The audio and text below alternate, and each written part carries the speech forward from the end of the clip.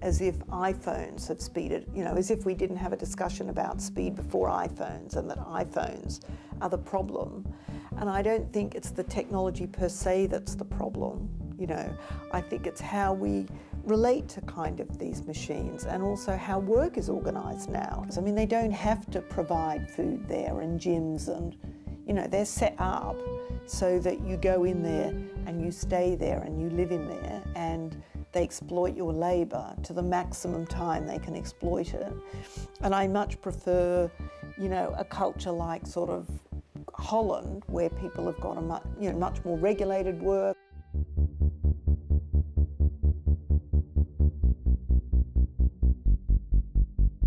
And Americans, as you know, have less holidays than anybody else, They always go on about, oh, you Europeans, you take too many holidays,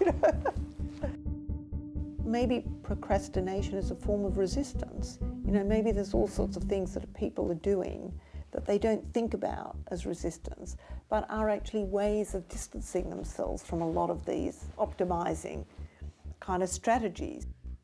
But do you believe in this prophecy of the end of work? I don't, and I absolutely don't, because there's heaps of work that isn't being done, that we need lots of people to do, like caring work, like looking after old people, for which we don't want robots, actually. All technology is inherently political. It's always political. It always reflects society.